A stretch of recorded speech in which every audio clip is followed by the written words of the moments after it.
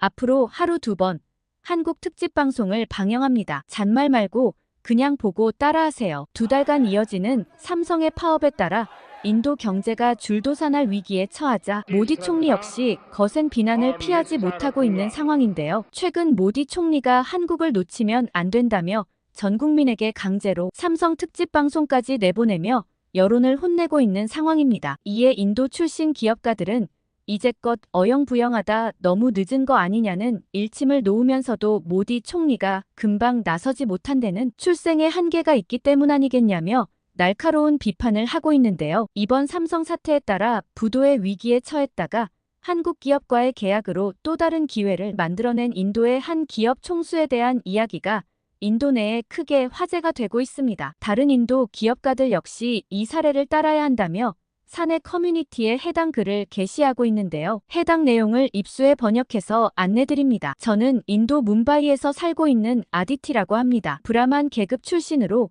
아버지께서 운영하시는 중소기업의 외동딸이에요. 현재는 미국 아이비리그 대학에서 경영학을 공부하고 있지만 잠시 인도에 돌아와 있는 중입니다. 저희 가족은 브라만 계급에 속해 있어 항상 풍족한 삶을 누려왔어요. 하지만 이런 제 삶이 인도의 모든 사람들의 삶을 대변하는 것은 아니라는 걸 잘 알고 있습니다. 인도의 카스트 제도는 제가 태어나기 훨씬 전인 1950년에 법적으로 폐지되었지만 아직도 사회 곳곳에 그 영향력이 남아있잖아요. 제가 어렸을 때만 해도 이런 제도적인 억압에 대해 잘 몰랐었어요. 왜냐면 이전에 불가촉 천민 출신이었던 인물들이 총리에 당선된 경우가 많았기 때문이죠. 아시다시피 불가촉 천민이라면 카스트 제도의 4계급보다 아래에 있는 경우잖아요. 아무튼 저는 그간 호화로운 집에 살고 비싼 사립학교를 다녔기 때문에 제게 이러한 생활이 영원히 이어질 거라 생각했어요. 당연한 거였죠. 그러나 최근 인도에서 일어난 삼성 공장 파업 사태로 인해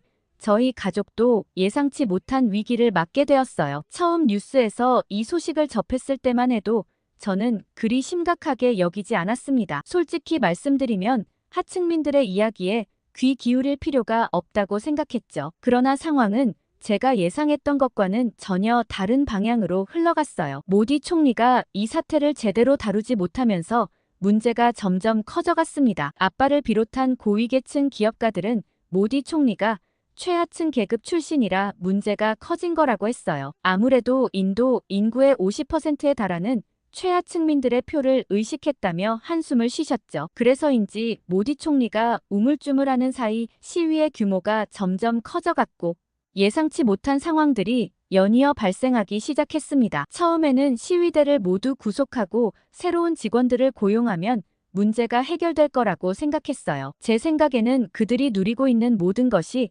삼성으로부터 나온 것인데 그들은 상황을 제대로 파악하지 못하고 있다고 여겼죠. 삼성 측에서는 100번 양보해서 시위대에 나름 괜찮은 제안까지 했고 이로써 사태가 일단락될 거라고 믿었습니다. 하지만 현실은 그렇게 간단하지 않았어요. 그렇게 시위가 계속되면서 저희 가족의 사업에도 영향이 미치기 시작했습니다. 아버지의 회사는 삼성의 협력업체 중 하나였고 이 파업으로 인해 주문량이 급격히 줄어들었어요. 처음에는 일시적인 현상일 거라고 생각했지만 시간이 지날수록 상황은 악화되었습니다. 어느 날 저녁 아버지께서 굉장히 피곤한 모습으로 집에 돌아오셨어요. 평소와는 다른 모습에 저는 걱정이 되었습니다. 그날 밤 우연히 아버지와 어머니께서 얘기하시는 소리가 들렸어요. 아버지는 한숨을 쉬시며 우리 회사가 큰 위기에 빠졌고 삼성 공장 파업으로 인해 우리 제품 주문이 80% 이상 줄어들어서 이대로 가다간 회사를 닫아야 할지도 모른다고 하셨죠. 그 말씀을 듣는 순간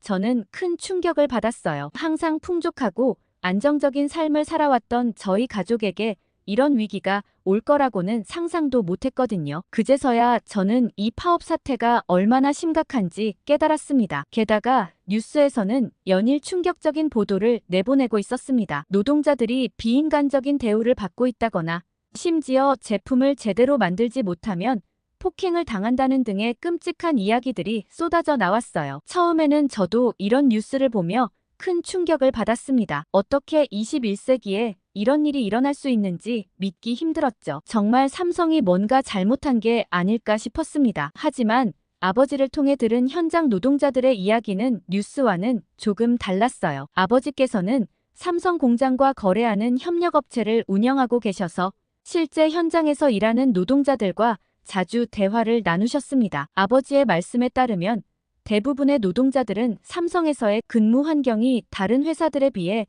훨씬 나은 편이라고 했어요. 강성 노조들이 자기들에게 유리한 쪽으로 여론을 돌리기 위해 가짜 인터뷰를 하고 있다고 했죠. 결과적으로 삼성의 이미지를 격추시켜 원하는 바를 얻기 위해서지 삼성에서는 절대 그런 행동을 하지 않는다고 했죠. 저는 인도 노동자들의 태도가 경악스러웠어요. 저는 도대체 그들이 원하는 게 어느 정도 수준인지 물어봤고 아버지의 설명을 들어보니 이번 사태의 주된 원인은 인도의 강성 노조들의 과도한 요구와 과격한 행동 때문이라고 하시더라고요. 이들은 현실적으로 받아들이기 어려운 요구사항들을 내세우며 회사 측과의 협상을 어렵게 만들고 있었어요. 예를 들어 노조는 임금을 2배로 올려달라거나 모든 계약직 직원을 즉시 정규직으로 전환해달라는 등의 요구를 하고 있었습니다. 이는 회사 입장에서는 당장 수용하기 힘든 조건들이었죠. 하지만 노조는 이런 요구사항들이 받아들여지지 않으면 계속해서 파업을 이어가겠다고 으름장을 놓고 있었어요. 자기들이 일을 하지 않으면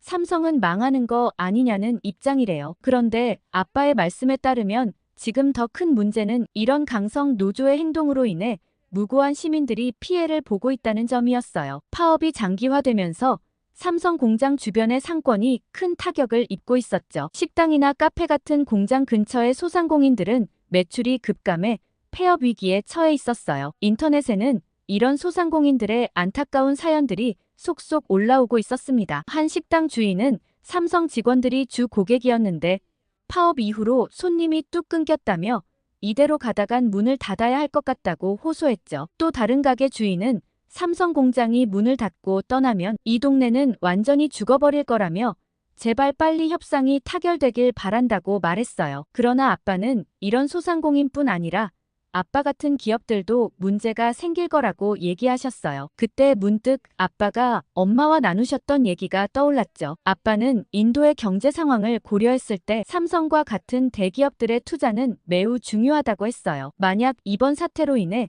삼성이 공장을 다른 나라로 옮기기로 결정한다면 그 피해는 고스란히 인도 국민들에게 돌아갈 거라고 하셨죠. 수많은 일자리가 사라지고 경제에도 큰 타격을 입게 될 테니까요. 그러던 어느 날 아버지께서 갑자기 가족들을 거실로 불러 모으셨어요. 평소와는 다른 긴장된 표정으로 앉아 계신 아버지를 보며 저는 불안한 예감이 들었습니다. 아버지께서는 깊은 한숨을 내쉬시더니 입을 여셨어요. 이제 아빠의 우려가 현실이 되었다고 하셨죠. 아빠가 운영하는 회사는 삼성이나 애플의 기계에 들어가는 작은 부품을 납품하는 업체로 외국계 대기업이 인도에 진출하면서부터 크게 성장해왔거든요. 삼성이 정말 철수라도 하는 걸까 싶었습니다. 그러자 아빠는 모든 게 아빠 잘못이라며 한숨을 쉬시며 최근의 상황을 자세히 설명해 주셨어요. 올해 초부터 인도 남부의 타밀나두주가 전자제품 제조업의 중심지로 떠오르고 있다고 하셨습니다. 애플이 최신 아이폰 16 시리즈를 타밀나두의 타타그룹 공장에서 조립하기 위해 근로자 교육을 시작했다는 소식도 들려왔다고 했어요. 이전까지 애플은 고가 모델은 중국에서 저가 모델은 인도에서 생산해왔는데 이제는 최신 고가 모델까지 인도에서 생산할 계획을 발표했다고 했죠. 당시 시장 조사업체의 전망에 따르면 2025년 말까지 인도가 전체 아이폰 물량의 23%를 생산할 것이라고 했어요. 심지어 구글도 최근 첫 번째 인도산 스마트폰인 픽셀 8의 인도 생산을 발표했고 타밀나두주 정부와 제조 및 생태계 구축 협약을 맺었다고 했죠. 이런 소식들을 듣고 아버지께서는 큰 기회라고 생각하셨대요. 삼성이 워낙 잘 운영되고 있으니 구글과 애플도 인도에 투자를 시작했고 이런 추세를 보고 사업 확장을 결심하셨다고 해요. 더 많은 물량을 생산하기 위해 새로운 공장을 짓고 최신 설비를 들여오는데 엄청난 돈을 투자하셨습니다. 은행 대출은 물론이고 지인들에게까지 돈을 빌리셨다고 해요. 그런데 문제는 바로 여기서 시작되었습니다. 최근 타타전자 아이폰 공장의 화학물질 보관 구역에서 대형 화재가 발생해 생산이 무기한 중단되었다고 했어요. 인도 공장 측에서는 일부에서 운영이 재개될 거라고 밝혔지만 애플 측에서도 최근 삼성 파업 사태와 인도 공장에 대한 불신으로 다시 인도에서 발을 빼려고 한다고 했죠. 아버지께서는 한숨을 쉬시며 인도 노동자들의 고질적인 문제와 강성 노조가 현재 큰 문제인데 더불어 모디 총리까지 확실하게 제압을 못하니 대기업들이 투자를 철회하고 있는 상황이라고 하셨어요. 그 말씀을 듣는 순간 저는 머리가 아찔해졌어요. 아버지께서 무리하게 끌어다 쓴 돈이 모두 공중분해될 위기에 처한 거죠. 이대로라면 우리 가족은 빚더미에 앉아 길바닥 신세를 져야 할지도 모른다는 생각에 눈앞이 캄캄해졌습니다. 더 끔찍한 건 만약 삼성이나 애플까지 인도에서 철수한다면 빚더미는 물론이고 우리가 야반도주를 해야 할지도 모른다고 하셨습니다. 저는 그 순간 처음으로 우리 가족의 미래가 이렇게 불안정할 수 있다는 걸 깨달았어요. 항상 풍족하고 안정적인 삶을 살아왔던 저희 가족이 하루아침에 모든 것을 잃을 수도 있다는 현실이 너무나 충격적이었습니다. 아버지의 말씀이 끝나자 거실에는 무거운 침묵이 내려앉았어요. 어머니는 한동안 아무 말씀도 없으셨고 저 역시 어떻게 해야 할지 몰라 그저 두려움에 떨고 있었습니다. 이대로라면 다시 미국 학교로 돌아갈 수도 없겠다는 생각이 들었어요. 그동안 당연하게 여겼던 유학 생활이 이렇게 쉽게 끝날 수 있다니 믿기지 않았습니다. 아버지께서는 한숨을 쉬시며 회사 상황에 대해 더 자세히 설명해 주셨어요. 우리 회사의 부품 자체의 기술력은 뛰어나지만 그것을 사줄 사람이 없다면 아무 소용이 없다고 하셨죠. 게다가 회사 내부 상황도 심각하다고 하셨어요. 직원들의 사기가 떨어져 있고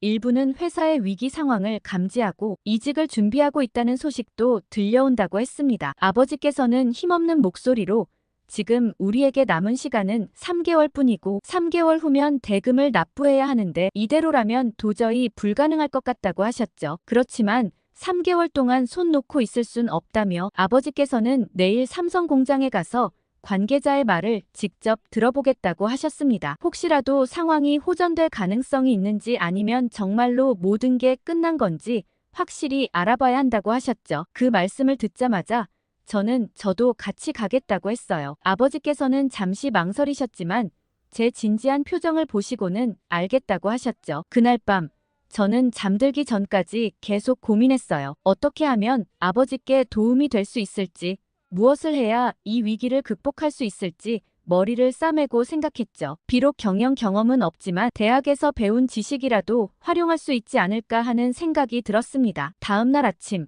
저는 일찍 일어나 아버지와 함께 삼성 공장으로 향했어요. 차 안에서 아버지께서는 계속해서 걱정스러운 표정을 지으셨지만 저는 최대한 밝은 표정을 지으려 노력했습니다. 그래도 인도 정부에서 삼성이 철수하는 걸 어떻게든 막지 않겠냐며 긍정적으로 말씀드렸어요. 하지만 삼성 공장 앞에 도착했을 때 저는 그 광경에 충격을 받았어요. 공장 정문 앞은 완전히 엉망진창이었고 붉은 깃발들이 사방에서 흔들리고 있었습니다. 시위대의 표정은 무서울 정도로 험악했고 금방이라도 누군가를 때릴 것 같은 기세였죠. 저는 불안한 마음으로 아버지와 이사님을 따라 공장 안으로 들어섰습니다. 공장 안으로 들어서자 삼성 측 최 이사님께서 우리를 맞이해 주셨어요. 최 이사님은 아버지를 보자마자 미안한 표정을 지으셨습니다. 그 표정을 보는 순간 저는 좋지 않은 소식이 있을 거란 걸 직감했어요. 최 이사님께서는 한숨을 쉬시며 현재 상황에 대해 설명해 주셨습니다. 노조의 요구사항을 최대한 맞춰주려 노력하고 있지만 그들의 요구가 너무 비현실적이어서 협상이 난항을 겪고 있다고 하셨어요. 파업이 장기화되고 있는 이유가 바로 이 때문이라고 했죠. 그 말을 듣자 아버지의 표정이 더욱 어두워졌어요. 아버지께서는 조심스럽게 혹시 철수 얘기가 들리던데 설마 사실은 아니겠죠? 라며 조심히 물으셨어요. 저는 그 말을 듣는 순간 심장이 쿵 내려앉는 것 같았어요. 삼성이 정말로 인도에서 철수한다면 우리 회사는 물론이고 이 지역 전체가 엄청난 타격을 입을 테니까요. 최 이사님은 잠시 망설이시더니 아직 당장 결정된 건 아니라고 하셨지만 회사 측에서 심각하게 고려하고 있는 것은 사실이라고 대답하셨어요. 그 말을 듣는 순간 저는 머릿속이 하얘지는 것을 느꼈어요. 이대로 모든 게 끝나버리는 건가 하는 생각이 들었죠. 아버지께서는 걱정스러운 목소리로 지금도 생산 물량을 다 맞추지 못하고 있는데 앞으로는 어떻게 되는 거냐고 하자 현재 급한 물량들은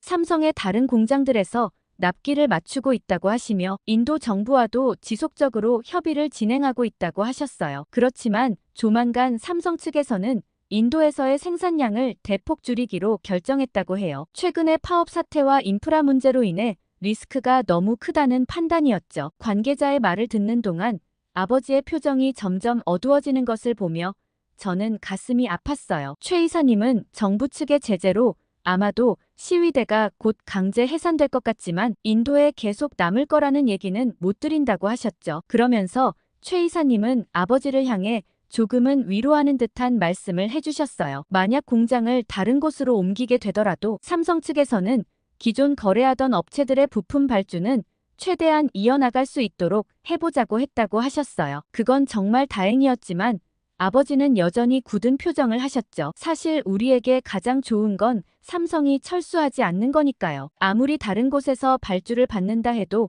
삼성이 떠난다면 우리 회사의 미래는 불투명해질 수밖에 없었거든요. 집에 돌아온 후 저는 미리 약속해둔 대학 친구들과의 온라인 미팅에 참여했어요. 경영학을 전공하는 우리 친구들은 출신 국가가 다양해서 화상 카메라를 이용해 컴퓨터로 대화하는 일이 많았죠. 공부도 하고 근황도 나눌 겸 이렇게 정기적으로 온라인 미팅을 가졌습니다. 화면에 친구들의 얼굴이 하나둘 나타나기 시작했어요. 미국에서 함께 공부했던 한국인 지수와 중국의 리안, 독일의 마르쿠스 등 각국에서 공부하는 친구들의 모습이 보였습니다. 평소 같으면 반가운 마음에 환하게 웃었겠지만 오늘은 그럴 기분이 아니었어요. 한참 대화를 나누던 중 한국인 친구 지수가 제 표정이 안 좋은 걸 눈치챘나 봐요. 무슨 일이 있냐는 지수의 물음에 저는 잠시 망설였지만 결국 최근 있었던 삼성 파업 사태에 대해 이야기하기 시작했습니다. 제 이야기를 듣자 친구들의 반응이 각양각색이었어요. 경영학을 공부하는 친구들이라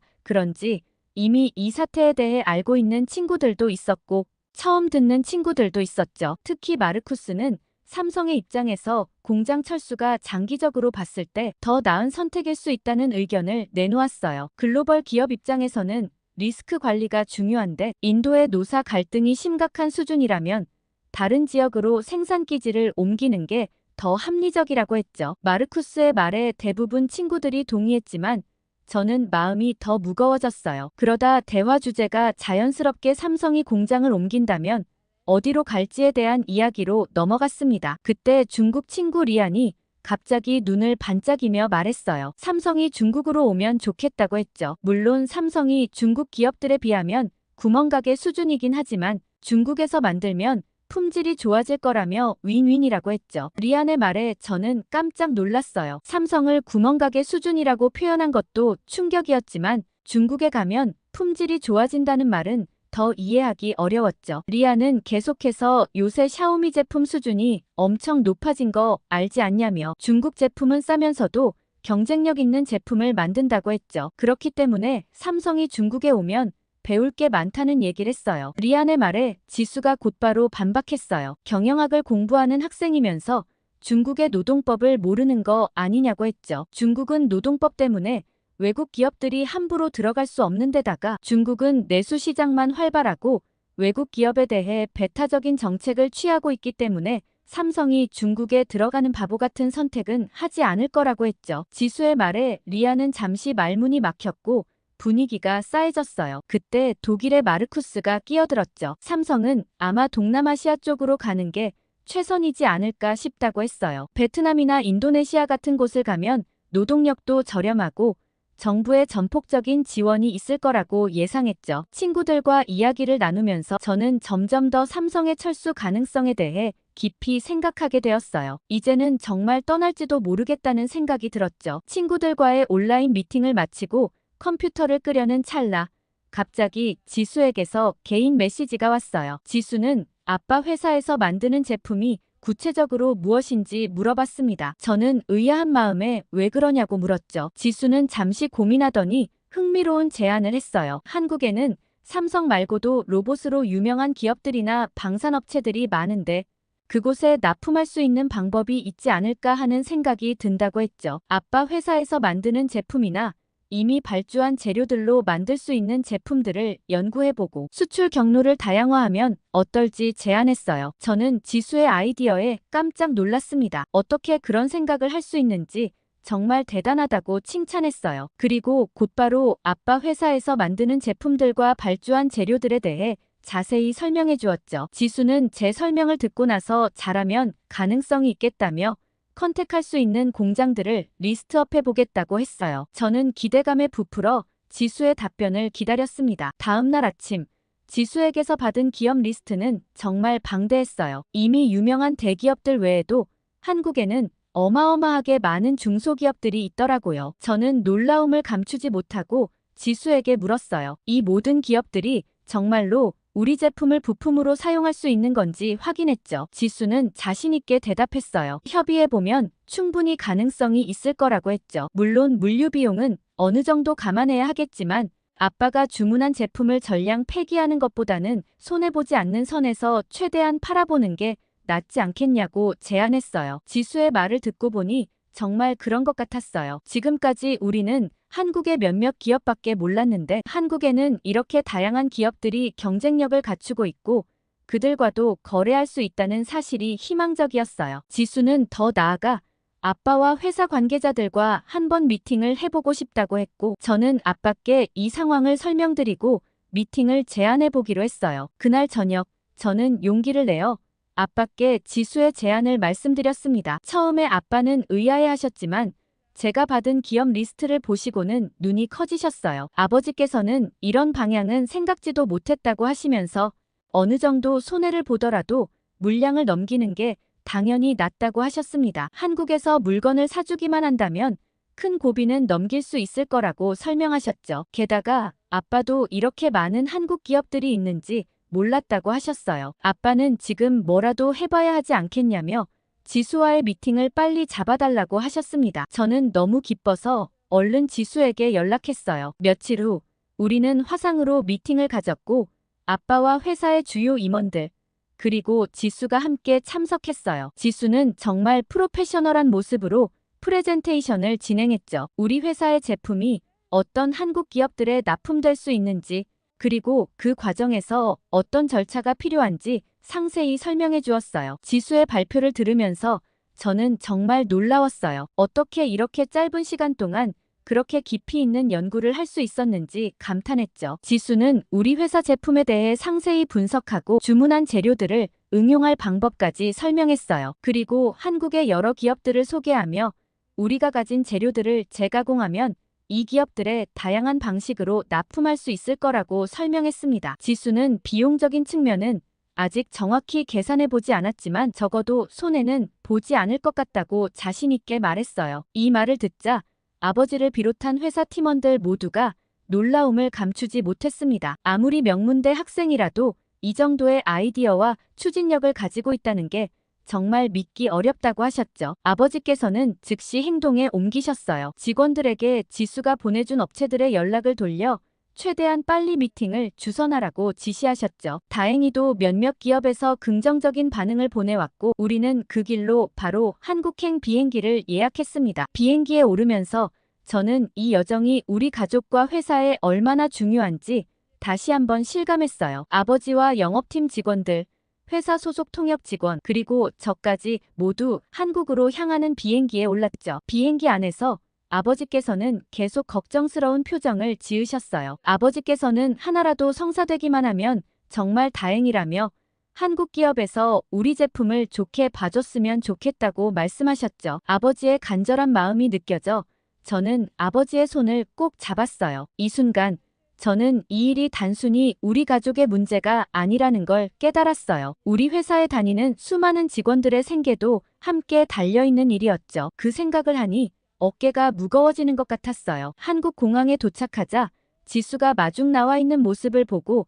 저는 왠지 모르게 든든한 마음이 들었어요. 아버지께서는 지수를 보자마자 달려가 어떻게 감사의 말씀을 드려야 할지 모르겠다며 연신 고마움을 표현하셨습니다. 아버지께서는 이번 일이 잘 마무리되면 충분한 보상을 하겠다고 하시면서 우리 회사의 이사님이나 과장님들보다도 지수의 능력이 훨씬 뛰어나다고 칭찬하셨어요. 지수는 그저 경영학을 공부하는 학생일 뿐이고 작은 아이디어였을 뿐인데 이렇게 현실화되니 본인에게도 좋은 공부가 된다며 겸손하게 말했습니다. 지수의 태도에 저는 다시 한번 감동받았어요. 그리고 우리는 그 길로 바로 긍정적인 답변을 준 한국 업체들을 만나러 갔습니다. 아버지께서는 비장한 표정으로 회의실로 향하셨고 지수가 준 자료와 며칠 동안 밤새워 만든 PPT 자료를 발표하셨어요. 아버지의 열정적인 모습을 보며 저는 가슴이 뭉클해졌습니다. 한국 기업 관계자들은 우리의 자료를 꼼꼼히 살펴보며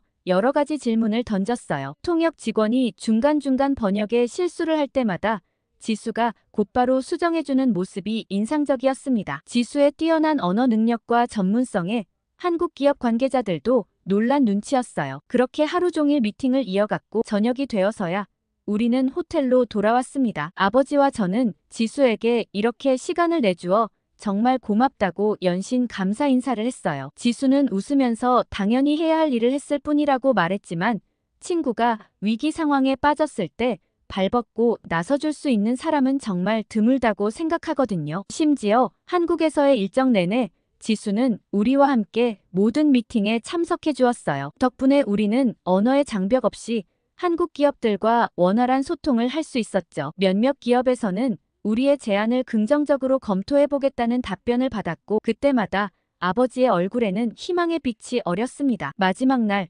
우리는 아쉬운 마음으로 공항으로 향했어요. 비록 확정된 계약을 맺고 돌아가지는 못했지만 이 정도의 성과만으로도 우리에겐 큰 희망이 되었습니다. 아버지께서는 처음으로 환하게 웃으시며 이번 여행이 정말 값진 경험이었다고 말씀하셨어요. 공항에서 헤어지기 전 저는 지수에게 다음에는 꼭 계약을 위해 한국에 올 수 있으면 좋겠다고 말했어요. 지수도 환하게 웃으며 꼭 좋은 결과가 있기를 바란다고 답했습니다. 인도로 돌아오는 비행기 안에서 아버지께서는 지수에 대한 이야기를 계속하셨어요. 아버지께서는 지수를 우리 회사에 데려오고 싶지만 우리 회사가 너무 작아서 차마 제안도 못하겠다고 하셨죠. 대신 제게 지수 옆에서 많이 배우면 좋겠다고 말씀하셨어요. 아버지의 말씀을 들으며 저는 지수의 능력이 얼마나 대단한지 다시 한번 실감했습니다. 인도에 도착한 후 우리는 시위대를 강제 해산하는 뉴스를 보게 되었어요. 하지만 그보다 더 궁금한 건 삼성이 어떤 입장을 취할지 그리고 한국 기업에서 연락이 올지 여부였죠. 저는 연일 불안한 마음으로 지냈어요. 매일 아침 눈을 뜨면